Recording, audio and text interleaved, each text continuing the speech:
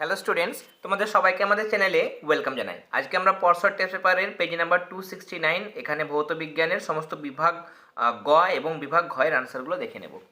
প্রথম প্রশ্ন দেখো 3.1, গ্রিন হাউস গ্যাস নির্গমন কমানোর দুটি উপায় হচ্ছে যে জীবাশ্ম জ্বালানি ব্যবহার যদি আমরা কমাই তাহলে সেখানে কার্বন ডাইঅক্সাইড গ্যাস, যেটা একটা গ্রিন হাউস গ্যাস, সেটার উৎপাদন কিন্তু কমবে। তাহলে সেই দিকে লক্ষ্য রেখেই অপ্রচলিত বা যেগুলো হচ্ছে পুনর্নবীকরণযোগ্য শক্তির উৎস, সেগুলোর ব্যবহার বাড়ানোর জন্য বেশি কিন্তু উদ্যোগী হতে হবে। 2 নম্বর দেখো, গ্রিনহাউস প্রভাবকে হ্রাস করার জন্য বনভূমি একটি মুখ্য ভূমিকা পালন করে, তাই বনভূমি সংরক্ষণে যথেষ্ট নজর দিতে হবে, অর্থাৎ বনভূমি ধ্বংস না করে আরও নতুন বনভূমি সৃষ্টির জন্য পরিকল্পনা করতে হবে বা বনসৃজন করতে হবে। নেক্সট 3.2 গাণিতিক প্রশ্ন, স্থির ভরে একটি গ্যাস -13°C তাপমাত্রায় 520 সিসি আয়তন দখল করে, তাহলে চাপ পরিবর্তন না করে গ্যাসটির তাপমাত্রা বাড়ালে গ্যাসটির আয়তন 700 সিসি হয়। ডিগ্রি সেলসিয়াস এককে গ্যাসটির চূড়ান্ত তাপমাত্রা, তাহলে প্রাথমিক তাপমাত্রা -13, তাহলে কেলভিনে কত, -13 যোগ 273, তাহলে 260 কেলভিন। প্রাথমিক আয়তন V1 520, অন্তিম আয়তন V2 700 সেন্টিমিটার কিউব, কেমন বা সিসি। এবার 470 তুমি জানো V1/V2 = T1/T2, তাই না? মানে V1/T1 = V2/T2, এরকমভাবেও লেখা যায়, বা V1/V2 = T1/T2, এরকমভাবে লেখা যায়। তাহলে V1 কত, 520, নিচে V2 700, এটা বসাবে, তাহলে T2 কত হবে, T2 উপরে গেলে এইদিকে 520টা নিচে আসবে আর 700টা উপরে যাবে, সেটাই করা হয়েছে। হিসেব করে দেখো হয়ে যাচ্ছে আমার কেলভিনে 350 কেলভিন। তাহলে সেখান থেকে 350 কেলভিন থেকে সেলসিয়াস করতে যাব, তাহলে আমাকে আবার 273 মাইনাস করতে হবে, তাহলে এটা হয়ে যাবে আমার 77°C। নেক্সট কোয়েশ্চেন, অথবা দিয়ে যে উষ্ণতায় 28 গ্রাম নাইট্রোজেন গ্যাসের আয়তন 2.56 অ্যাটমসফিয়ার চাপে 10 লিটার হবে, সেই উষ্ণতা। এখানে আমাদের আয়তন বলেছে 10 লিটার, লিখবো চাপ 2.56 ATM, নাইট্রোজেনের মোলার ভর আমরা জানি 28, এইটা মোলার ভর, আর প্রদত্ত ভর যেটা 28 গ্রামই দিয়েছে, তাহলে 28 গ্রাম মানে 1 মোল, আর আমার 28 গ্রামই দিয়েছে, তাহলে সেটা হয়ে যাচ্ছে আমার 1 মোল। পিভি = এনআরটি সূত্র, তাহলে টি মানে কত, এনআরটা নিচে চলে আসবে পিভির নিচে, এবার মানগুলো বসাবে, হয়ে যাবে 312.19, এত কেলভিন। এরপর 3.3, এটা আগে হয়ে গেছে আমাদের। অথবা দিয়ে প্রশ্ন বলছে প্রিজমের মধ্যে দিয়ে সাদা আলোর বিচ্ছুরণে কোনটার বিচ্যুতি সব থেকে বেশি, বেগুনের বিচ্যুতি সব থেকে বেশি আর লালের বিচ্যুতি সব থেকে কম হয়। এরপর 3.5 দেখো, সোডিয়াম এবং সোডিয়াম প্লাসের মধ্যে কোনটা বেশি সুস্থিত।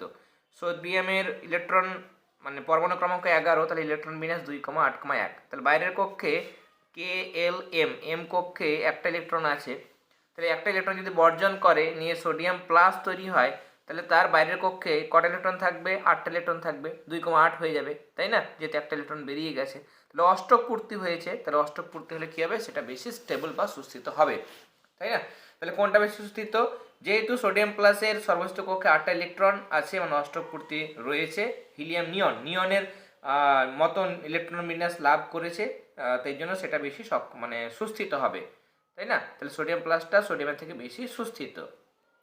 এরপরে ক্যালসিয়াম অক্সাইড অণুর গঠন, এটা তোমাদের অনেকবার বলা হয়েছে।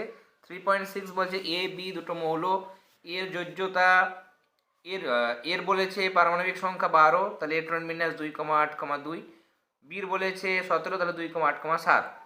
এবার এখানে প্রশ্ন হচ্ছে যে যদি যৌগ গঠন করে তাহলে কি যৌগ হবে, ত্রিযোজী না সমযোজী, এবং সংকেত লিখতে হবে। বাইরের কক্ষে দুটো ইলেকট্রন, তাহলে যোজ্যতা 2, তাই না? বাইরের কক্ষে 1 থাকলে একই যোজ্যতা হয়, 2 থাকলে 2, 3 থাকলে 3, 4 থাকলে 4। 5টা যখন ইলেকট্রন থাকে তখন যোজ্যতা হয়ে যায় 8 থেকে 5 বিয়োগ করে তখন 3। যদি 6টা ইলেকট্রন থাকে বাইরের কক্ষে তখন যোজ্যতা কত হবে, 8 বিয়োগ 6 মানে 2। বাইরের কক্ষে 7টা ইলেকট্রন থাকলে 8 বিয়োগ 7 মানে যোজ্যতা হবে 1। এগুলো তোমাদের অনেকবার বলা হয়েছে। এবার এর বাইরের কক্ষে দুটো ইলেকট্রন থাকায় যোজ্যতা 2, তাহলে 2 নম্বর শ্রেণীর এটা ক্ষারীয় মৃত্তিকা ধাতু। বি মৌলটার বাইরের কক্ষে 7টা ইলেকট্রন, মানে এরা হচ্ছে হ্যালোজেন গ্রুপ 17 মৌল। তাহলে প্রথমটা ধাতু, এটা হচ্ছে অধাতু। যৌগ তৈরি হবে তখন আমাদের যেহেতু এ হচ্ছে ধাতু, তাই এটা আমাদের আগে বসবে, এবং এর বাইরের কক্ষে দুটো ইলেকট্রন, তাহলে দুটো সে বর্জন করবে, একটা বির বাইরের কক্ষে, আর একটা ইলেকট্রন ওই আর একটা বি মৌলের বাইরের কক্ষে বর্জন করবে। তাতে কি হবে, এই দুটো ইলেকট্রন চলে গেল, তাহলে পড়ে থাকবে 2,8, মানে এটা অক্টেট পূর্তি হলো। এই একটা ইলেকট্রন পেলো, তাহলে 2,8, 7-এর জায়গায় 8 হয়ে যাবে, এখানেও 7-এর জায়গায় 8 হয়ে যাবে। দেখো হয়ে গেছে, তাই না, অষ্টপূর্তি হয়েছে। তাহলে এখানে AB2 এটা হবে মৌলটার সংকেত। কেমন? আর এরকমভাবেও ভাবতে পারো যে এর যোজ্যতা কত, এর যোজ্যতা 2, সেটা বির নিচে, আর বির যোজ্যতা কত 1, সেটা এর নিচে। 1 আমরা লিখি না, তাই জন্য AB2 এটা হবে যৌগটার সংকেত। এরপরে নাইট্রোলিমটা ভীষণ ইম্পর্টেন্ট, আমরা অনেকবার পেয়েছি। এই যে ক্যালসিয়াম কার্বাইডের সঙ্গে নাইট্রোজেনের বিক্রিয়া 1100°C উষ্ণতায়, তাহলে ক্যালসিয়াম সাইনামাইড এবং কার্বনের ধূসর মিশ্রণ তৈরি হয়, এটা হচ্ছে নাইট্রোলিম, যেটা জমিতে সার হিসাবে ব্যবহৃত হয়। কার্যকরী গ্রুপ হয়েছে এখানে এই যে নিরুদন বিক্রিয়া, কেমন, ডিহাইড্রেশন রিয়াকশান, সেটা ভীষণ ইম্পর্টেন্ট রিয়াকশান। এখানে ঘুরিয়ে প্রশ্ন, আমাদের ঘুরিয়ে কি প্রশ্ন দিয়েছে যে ইথানল থেকে ইথিন কিভাবে তৈরি করবে। ইথিন, ইথিন মানে কি, মিথ ইথ, তাহলে অ্যালকিন, অ্যালকিন মানে ইথিন, মানে অ্যাকচুয়ালি ইথিলিনকে বলতে চাইছে। ইথিনটা হচ্ছে IUPAC নেম, কেমন, তাহলে ঘুরিয়ে দিয়েছে, তার জন্য তোমাকে সব কিছু কিন্তু মাথার মধ্যে রাখতে হবে। তাহলে ইথানল নেব আমরা গাঢ় H2SO4 আর 170°C, বারবার বলা হচ্ছে 170°C গাঢ় H2SO4 দিলে নিরুদন, তাহলে এই হাইড্রোজেন থেকে একটা হাইড্রোজেন বেরিয়ে যাবে, তাহলে C2H4 হবে, আর এখানকার OH-টা বেরিয়ে যাবে, তাহলে শুধু C2H4 পড়ে থাকবে। কেমন, প্রথমে এই C2H5OH আছে, তাহলে জল বেরোবে যখন, তখন এই OH নেবে আর এখানকার একটা H নেবে, নিয়ে H2O হিসাবে জল বেরিয়ে যাবে, তাহলে C2H4 পড়ে থাকবে। কেমন, তাহলে এরকমভাবে ইথিলিন বা ইথিন তৈরি হয়। 4.2 বিভাগ আমাদের ঘ, প্রথমটা যেহেতু হয়ে গেছে, অনেকবার আমরা করেছি, চার্লসের সূত্র থেকে পরম শূন্য উষ্ণতার মান নির্ণয়, সেগুলো অনেকবার করা হয়েছে। গাণিতিক প্রশ্ন বলছে একটা চুনাপাথরের নমুনায় 90% বিশুদ্ধ, 120 কেজিকে উত্তপ্ত করলে কত পরিমাণ কার্বন ডাইঅক্সাইড উৎপন্ন হবে। তাহলে আমাদের 120 কিগ্রা নমুনাতে আমার ক্যালসিয়াম কার্বনেটের পরিমাণ কত, পুরো 120 কিগ্রা থাকবে না, যেহেতু 90% আছে বিশুদ্ধ, তাহলে 100 ভাগে 90%, 90 ভাগ থাকে, তাহলে 120-তে কত, ইন্টু 120 নিয়ে পেলাম আমরা 120 কেজি। 120 কেজি হচ্ছে পিওর, 120-র মধ্যে 10% যেহেতু খাদ রয়েছে, তা 10% মানে 12 কেজি বাদ, সোজা হিসাব। এখানে 120 থেকে 10% মানে 12 কেজি বাদ, তার মানে 180, 108, এটা হচ্ছে পিওর ক্যালসিয়াম কার্বনেট। এবার আমার প্রশ্ন হচ্ছে এখানে যে এটাকে যদি আমরা উত্তপ্ত করি তাহলে কত পরিমাণ কার্বন ডাইঅক্সাইড উৎপন্ন হবে। এখানে আনসার বোধ হয় তোমাদের পরশর টেস্ট পেপারে ভুল দেওয়া হয়েছে, এবার মিলিয়ে নেবে। কোন একটা দেখলাম অনেকটাতেই থাকে ভুল, যাই হোক প্রিন্টিং মিস্টেক হয়ে যায়।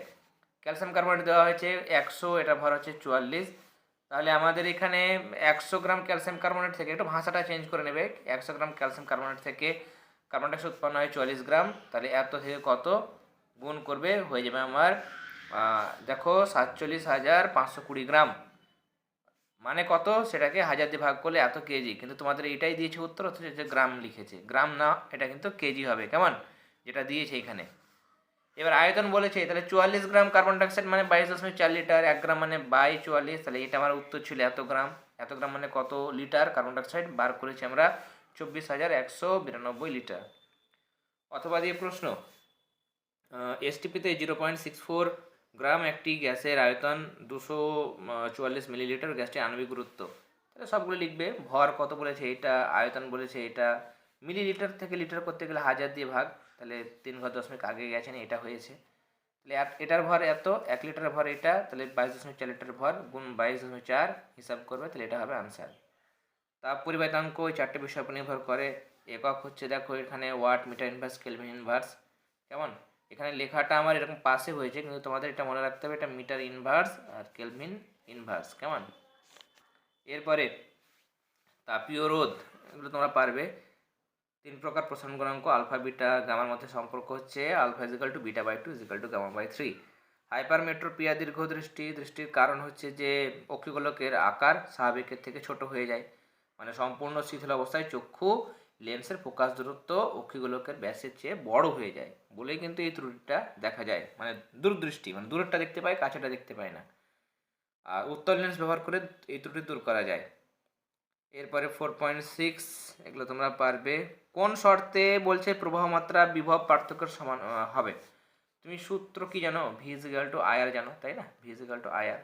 তাহলে আর যদি কি প্রশ্ন আমাদের দেখো ভালো করে খেয়াল করে, এখানে বলছে যে আমাদের কোন শর্তে পরিবাহীর প্রবাহ মাত্রা বিভব পার্থক্য সমানুপাতিক। তাহলে প্রবাহ মাত্রা মানে কি আই, সেটা বিভব পার্থক্য সমানুপাতিক কখন হবে, ভি সমানুপাতিক আই কখন হবে, যখন আরটা ধ্রুবক হবে।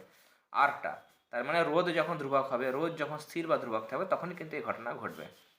ওকে, রোধ রোধাঙ্ক পারবে, জলবিদ্যুৎ উৎপাদনের ভিত্তিগত কৌশল, এগুলো তোমরা দেখে এখান থেকেও লিখে নিতে পারো। অর্ধপরিবাহী সিলিকন, জার্মেনিয়াম এগুলো হয়। বিওটির সংজ্ঞা পারবে। 4.7 এখানে তোমাদের প্রশ্ন, যেটা আমাদের প্রথম ক্ষেত্রে রোধ আমরা বার করব। আগের যে সেট করেছিলাম সেখানে এই সূত্রটাই কাজে লাগিয়েছিলাম, আর মানে হচ্ছে ভি স্কয়ার বাই পি। এই সূত্রে আমরা 220 ভোল্ট বলেছে বাতি, 220 ভোল্ট, 40 ওয়াট, 40 ওয়াট, তাহলে ভি স্কোয়ার বাই পি, তাহলে 220 স্কোয়ার বাই 40 হিসাব করে 1210 হচ্ছে। দ্বিতীয় ক্ষেত্রে আমাদের যে বাতি রয়েছে সেটা 220 ওয়াট, এই 220 ভোল্ট 60 ওয়াট, তাহলে 220 × 220 ভাগ 60, এটা আমার উত্তর হয়েছে। তাহলে কোনটা রোধ বেশি, প্রথম না দ্বিতীয়? অবশ্যই প্রথমটা বেশি।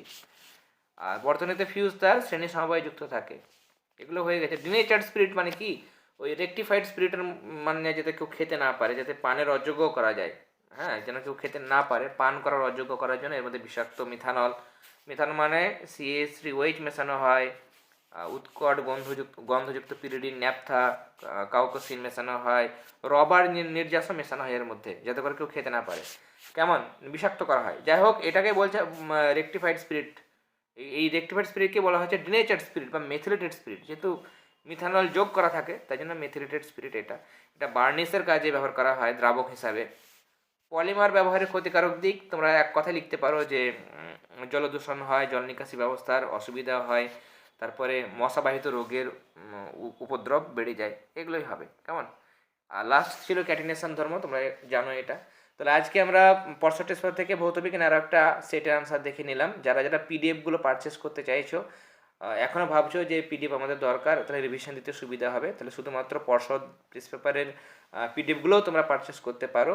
যারা যারা ইচ্ছুক আছো স্ক্রিনে দেওয়া নাম্বারে যোগাযোগ করো, আর যারা ইউটিউবে ক্লাস হচ্ছে সেখান থেকে দেখে লিখে নিতে পারবে, অসুবিধা নেই। কিন্তু যারা পিডিএফ চাইছো, মিনিমাম তোমাদের একটা চার্জ রাখা হয়েছে।